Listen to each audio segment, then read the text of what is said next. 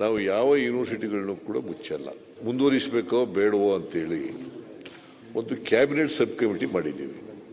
Deputy chief minister ಅದರ ಅಧ್ಯಕ್ಷರಾಗಿದ್ದಾರೆ. ಅವರು ಇನ್ನೂ ವರದಿ ಕೊಟ್ಟಿಲ್ಲ. ವರದಿ ಕೊಡೋಕ್ಕೂ ಮುಂಚಿತವಾಗಿ ಅವ್ರಿಗೆ ಆತಂಕ ಶುರುವಾಗಿದೆ. ಗೊತ್ತಿಲ್ಲ ನನಗೆ.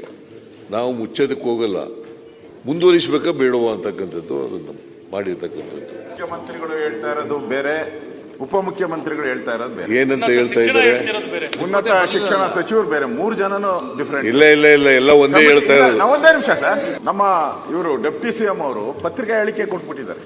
ಈ ತರ ನಮ್ಮ ಸಮಿತಿ ನೇಮಕ ಆಗಿತ್ತು, ಅದರಲ್ಲಿ ನಾವು ಮುಚ್ಚಬೇಕು ಅಂತ ತೀರ್ಮಾನ ಹೇಳಿಕೆ ಕೊಟ್ಬಿಟ್ಟವ್ರೆ. ಈಗ ಅಲ್ಲ, ಒಂದೇ ನಿಮಿಷ.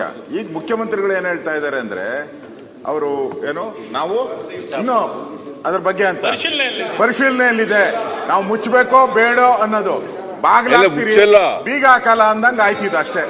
ಅಲ್ಲ, ಬಾಗ್ಲಾಗ್ತೀರಿ ಬೀಗ ಹಾಕಲ್ಲ ಅಂದಂಗ ಆಯ್ತು ಅಷ್ಟೇ. ಅದಕ್ಕೆ ನಮ್ಗೆ ಆತಂಕ ಇದೆ, ನಿಜಕ್ಕೂ ಆತಂಕ ಇದೆ.